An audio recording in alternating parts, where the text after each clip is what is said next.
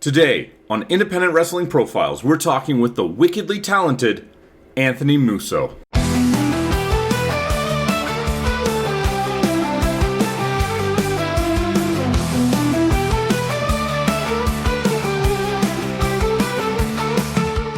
Starting your journey from fandom, what's kind of like the earliest memory you have of discovering professional wrestling? Oof, I can't even say when I actually discovered it because it happened so early. I've from as long as I can remember, I've watched wrestling. My earliest memory is getting like an action figure with a stage set for like my second birthday. I still have like a WrestleMania 15 blanket, which I'm pretty sure I wasn't even born for yet. So, so yeah, wrestling's always been a part of my life from my dad. So I always like to ask when somebody has discovered wrestling through like a gift or an action figure that their friend had, if they remember what action figure it was, and if that person or performer ended up being somebody they were fond of when they actually discovered what it was. Well, give me 1 second.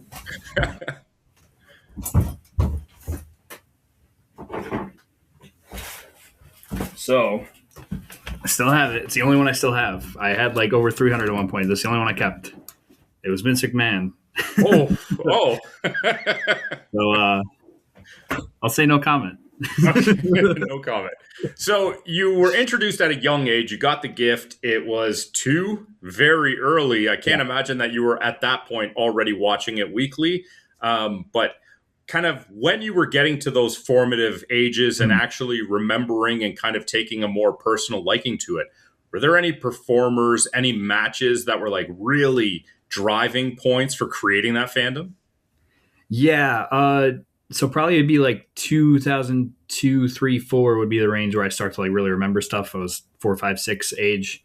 At the time, Rob Van Dam was like 100% my favorite, like no questions asked. The moment where Kane took his mask off and attacked Rob Van Dam was a very formative, bad memory in my life. I was terrified for Rob Van Dam. But other than that, yeah, like I wasn't watching weekly, but my dad would record Monday Night Raw on VHS tapes, and then give them to me so I'd be able to watch them during the regular day, because obviously I wasn't staying up till 11 o'clock at night every Monday. And then we'd get like the bigger pay-per-views, the Royal Rumbles, the WrestleManias. And so, yeah, Rob Van Dam was definitely my favorite when I was a kid. Triple H, I can't remember if I liked him or not. I ended up growing to like him as I got older, but I can't remember if I liked bad guy Triple H when I was a kid, when I was that young. I don't think my likeness for heels had grown that much yet. But definitely those guys. Kurt Angle's always been a favorite. Randy Orton, CM Punk when I got a little bit into my preteen years. So it sounds like you had like a lot of support from a familial standpoint. Nobody was trying to dissuade you. Did that open up the opportunity to get to go see a live product and experience what it's like when you're actually in the audience and not just separated by a television screen? Yes. Me and my dad, I think we went to some WCW events because I was born in Florida. I lived there for the first few years of my life. So I think we went to some of the later WCW events. I don't have a whole lot of memory of those. I did come across recently some like printed out pictures. My dad had taken me to a SmackDown when I was probably 3 years old. And like The Rock was there, like that, like late Attitude Era. And then like, yeah, all through my childhood, anytime they were in Buffalo, we'd be hitting it. There was one year I did a costume contest at a local mall, and the winners were to get front row tickets to SmackDown that was coming up. And I was dressed up as American Badass Undertaker. My mom did like all the tattoos with a marker on my arm and all this stuff. And I ended up getting second place to this little girl who was dressed as Hulk Hogan, who was clearly just winning tickets for her dad. She didn't want to be there.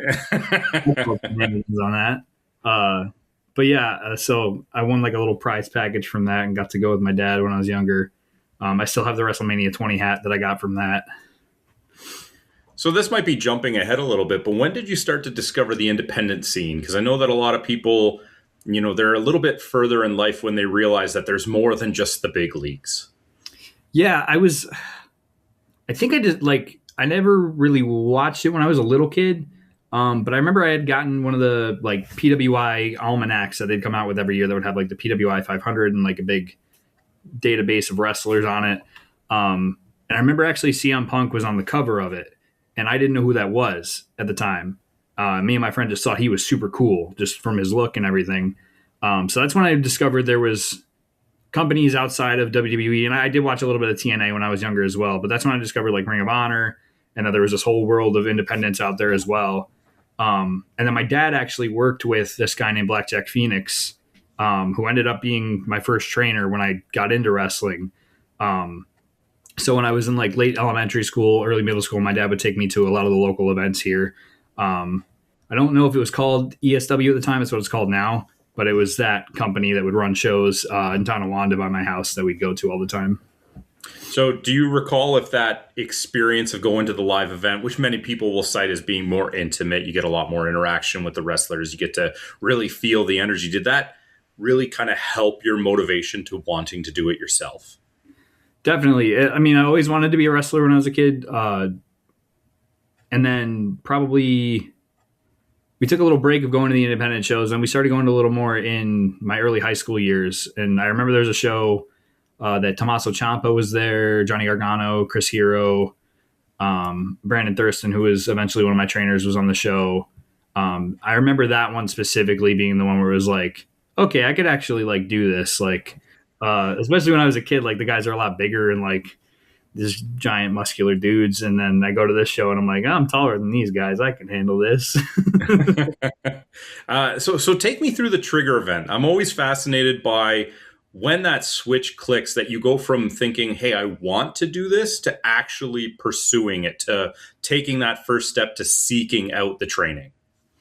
Yeah. So like I said, I always wanted to do it. It was a funny coincidence. I was getting late high school, and I hadn't really looked into anything yet.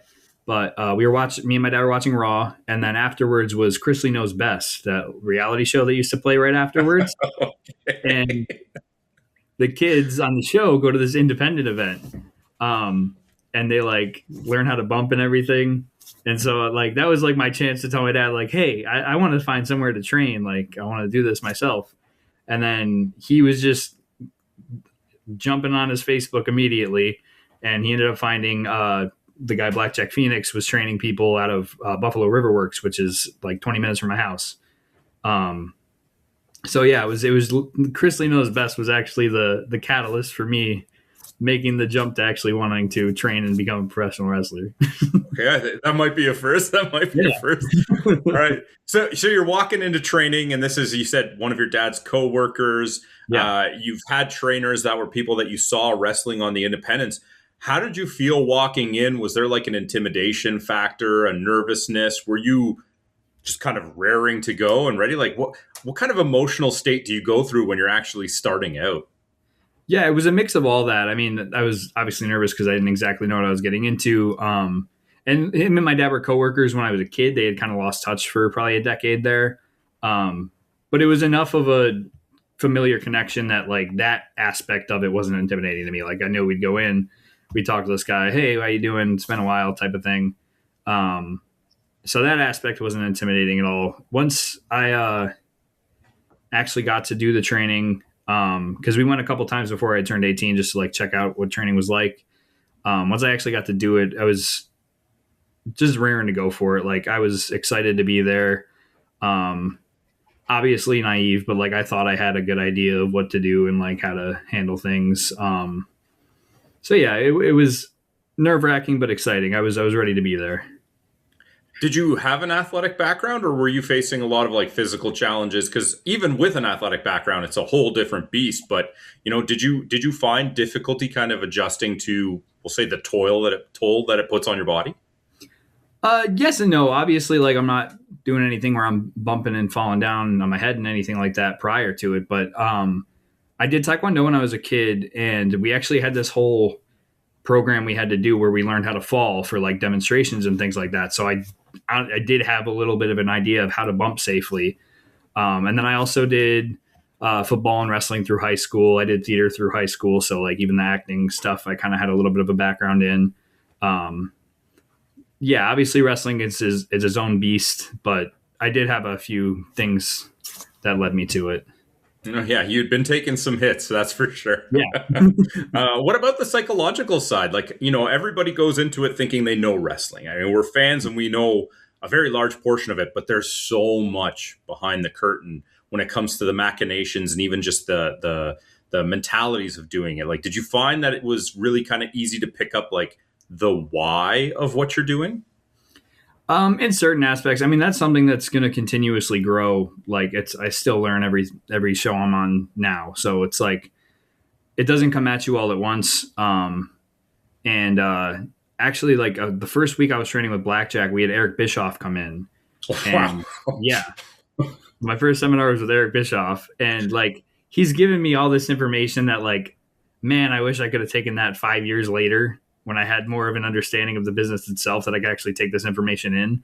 Um, but yeah, like as far as like putting matches together and like the politics and things like that stuff, you have to learn along the way, and it's intimidating for sure, but it's something that I'm still working on even today. Okay. So one of my favorite lines of questioning is revolving around the first match, right? So you're doing training, you're getting your reps, you're really putting in the practice, but there comes a point where eventually you put that together. Can you tell me a little bit about how you found out about your first match, how you felt going into it, maybe even just some of the feedback you got once it was done? Yeah, so the way I look at things, I kind of have two first matches because I did the training with Blackjack Phoenix and he ran two shows. The first one was I was teaming with Schwan Ross, who still wrestles. We teamed together at Seek Wrestling still. We were facing two other trainees from Blackjack, and it was like a fun tag match. It was an outdoor show on a beach, so that was interesting for sure. Oh. Um, and then we had the two shows with him, and then the training kind of just dissolved. We didn't do any more shows, so I ended up finding my way over to Grapplers Anonymous in Buffalo, which still is like to me the top school in Buffalo. Like you have so many successful guys that have come out of there. Puff, Daniel Garcia, Kevin Blackwood, all these guys, and Puff, who I actually knew from Blackjack's training, he was like posting that he was training there, so that's how I found my way there. And then eventually, it was almost a year after that first match that I actually had my first match after training at Grapplers with Nickel City Wrestling. And that one I was teaming with Dakota Orion, and we were facing Mikey Every Night, who is one of the trainers at Grapplers Anonymous. Now he's the only trainer at Grapplers Anonymous. And then his tag partner, the Landlord. So it was nice in both circumstances to be in a tag match with somebody else who was making their first step out there, because you're in the same boat, like you have somebody to lean on. And it was nice to be working with people that I trained with, so I had a familiarity with them already. There wasn't that intimidation factor to it. And I watched the first match recently, and just to see how much I've grown as a performer, as far as my abilities go, as far as my instincts go, as far as my presentation goes, like it's always just reaffirming to see where I've started from and where I've come. So this might be a little bit of a silly question, and I apologize if it is, but for people who don't realize it, like Buffalo really is a hotbed for some phenomenal performers. Did you ever find that added a little bit of pressure to perform up to a certain level, or did it actually just make it a bit easier that the way was being paved for you? It's definitely both, because like obviously you want to maintain those standards. You don't want to be the first bad guy to come out of your gym or anything like that. But you're also, on the other hand, training with these people every week. You're getting hands-on experience with them. You're training with the same trainers. Brandon Thurston, especially when he was still training, like there was such a discipline of both the way he trained and the way that people came in to train with him. Everybody was so focused and like wanted to get better. And it was kind of an iron sharpens iron situation where, you've got these great up and coming guys who are, already making moves on the independent scene, and then these guys who are just stepping out there for the first time. And they all get to work together every week and grow from each other.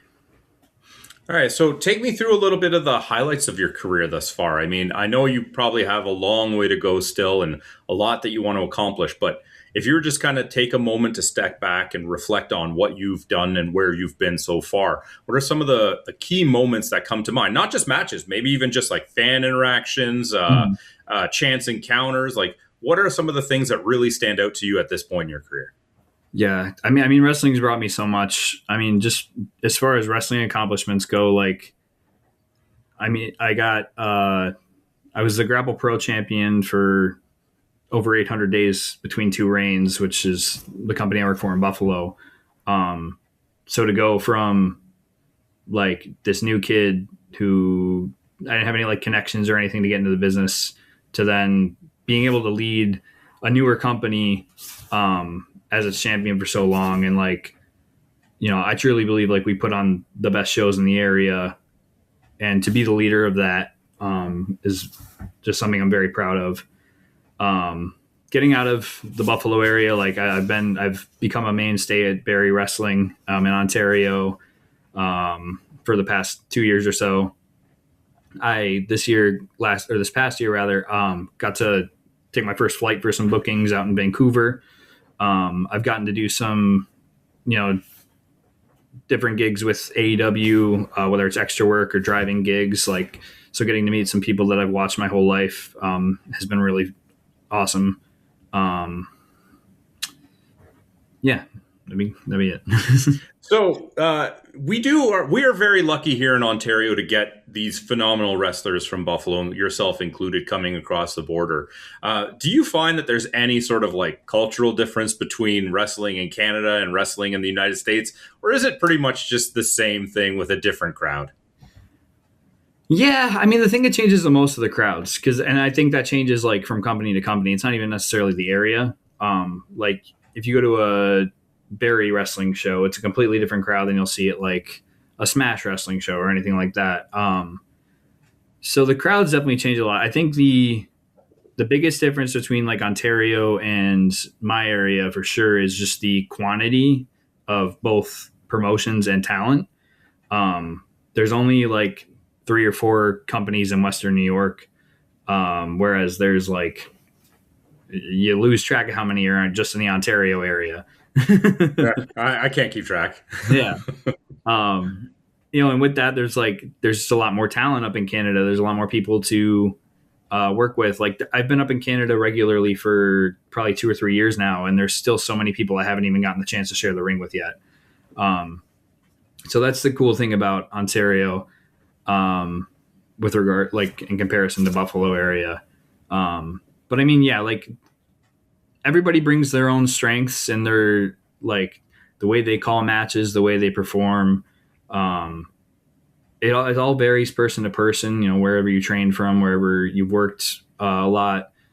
And that's part of the fun of wrestling, though, is like you get to mix it up with so many different people and see different points of view of how wrestling is done. And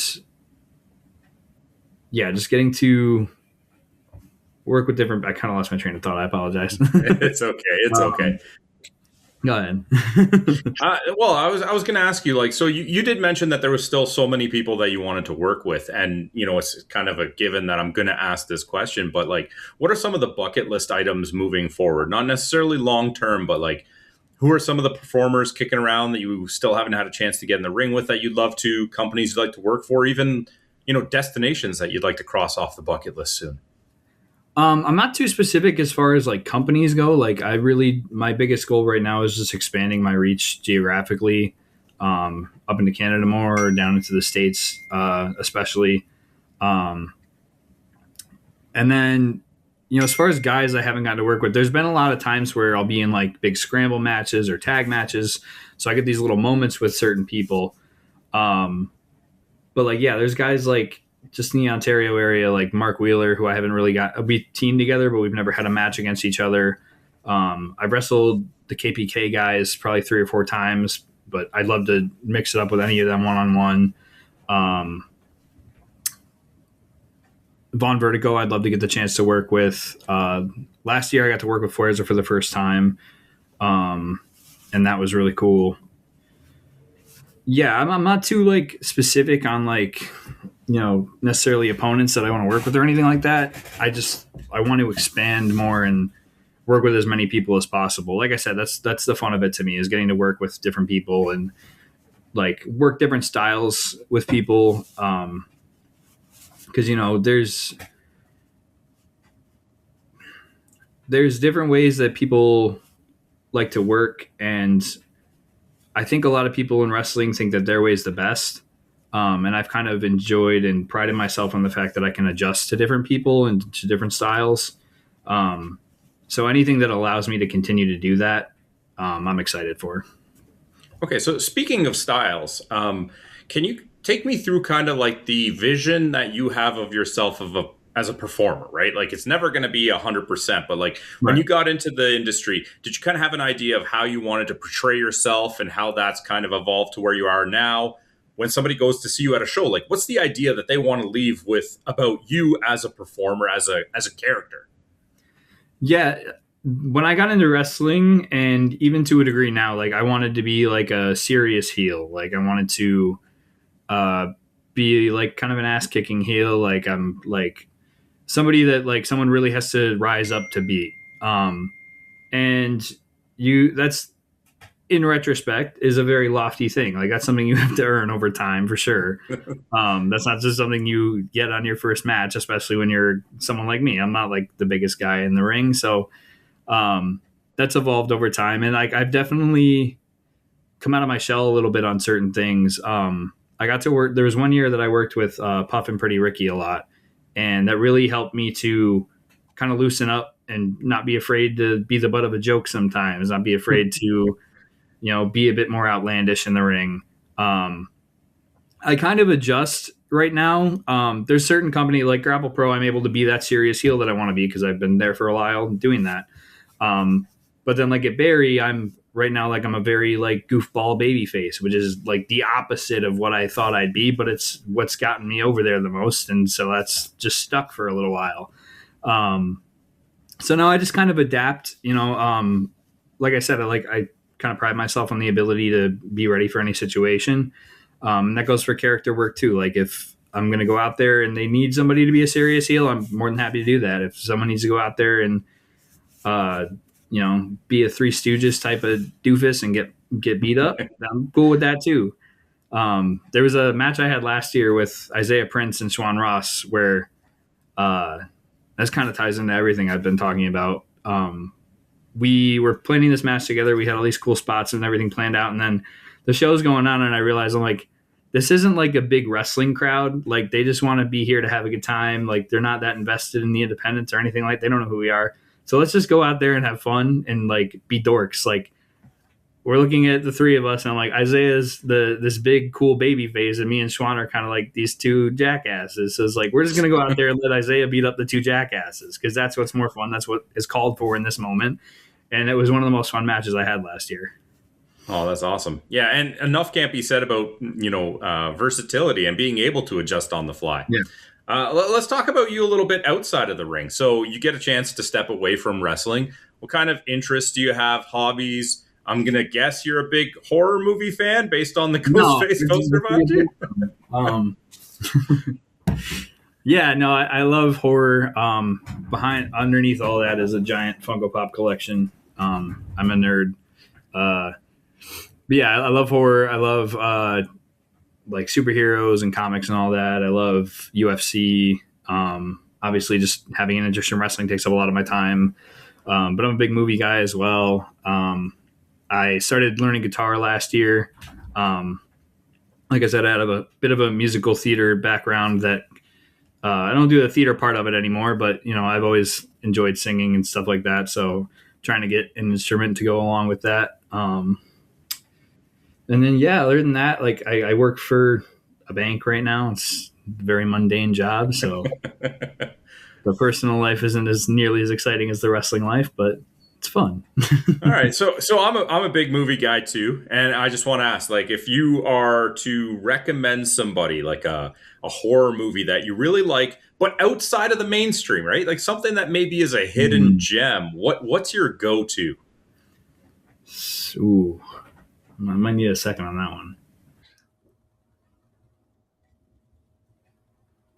So it's very dependent on the person. I have to like kind of have an idea of like what they can handle because some of the stuff I like it gets pretty dark with its themes. Like there's a movie called Lake Mungo that's out there. It's an Australian movie from the mid 2000s, and it like deals with like subjects of like grief and like the afterlife and like a lot of really deep dark things that like maybe someone's not mentally prepared to go into. But if it's something you like, I think that's a great one. Um, Slashers are definitely my favorite genre, so I'm trying to think of a fun one from there.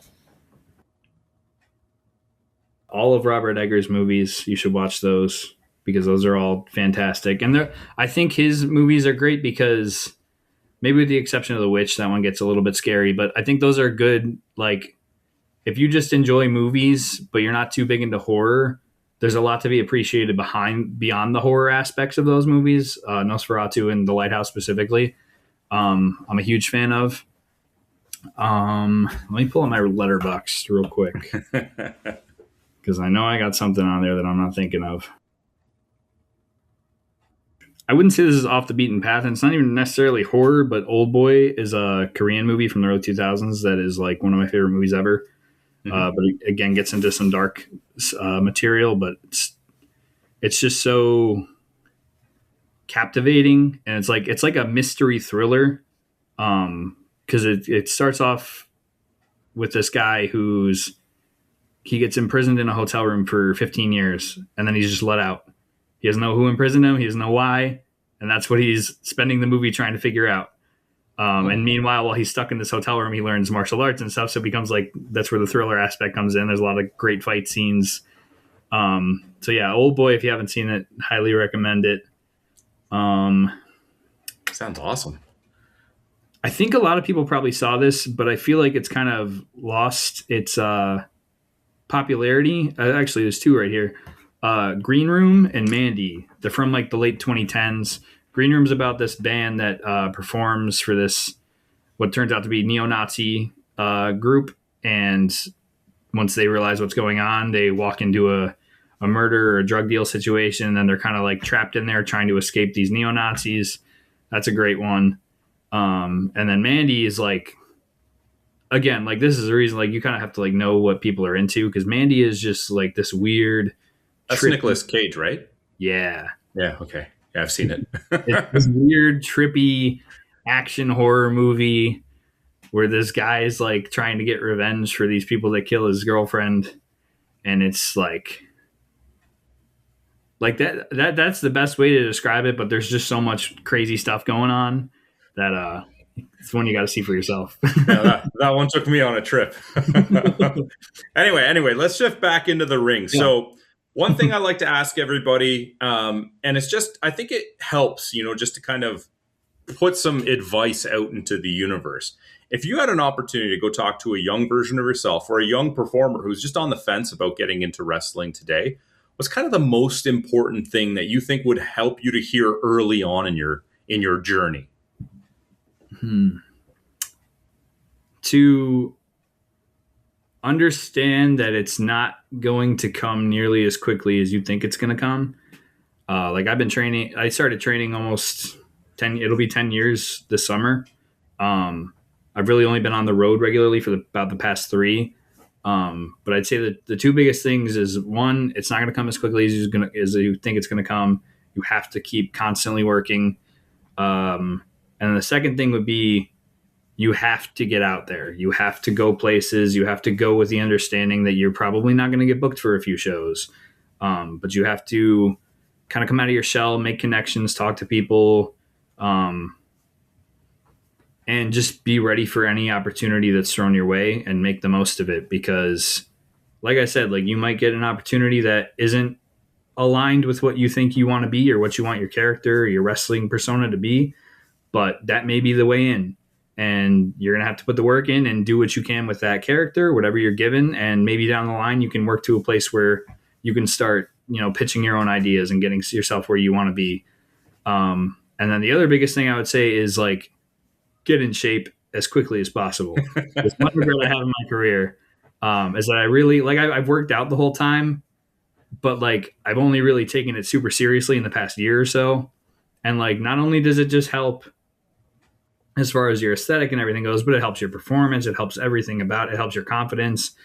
And it's one of those things too that's like most people should do anyways. And it's like there's certain things because like wrestling's such an up and down business. Like I had a show like all but 3 weekends last year, and then I've only had one show so far this year. So it's like there's down periods and things like that, and it's like being active and keeping yourself fit however you want to, whether that's like doing a sport, whether that's working out, lifting weights, like just keeping yourself healthy and fit and ready to go is something that like you can lean on in those down times. Like, you know, you're putting work in, even if the results aren't showing right now. Just something to keep yourself mentally in. Awesome. So before we sign out, can we get to the plug portion of this? Let people know who you are and where they can find you online if they want to drop you a follow. Absolutely. My name is Anthony Musso. You can follow me on Instagram, and I don't really go on Twitter anymore, but I'm on Twitter too. Both those usernames are Anthony Musso _. You can also follow my YouTube page. I got to get a little bit more active on there, but it's Anthony Musso -Pro Wrestling. And yeah, I think that's all. Check out Barrie Wrestling, check out Grapple Pro, check out Seek Wrestling. Those are the places I'm active the most. But you'll see me around. I'm putting in the work. I'm trying to get as many places as I can be. All right. Thank you so much. I really appreciate the time. Absolutely. Thank you for having me. Thank you for tuning in to Independent Wrestling Profiles. Please help out the show if you can with a like, subscription, or review. We'll see you next time.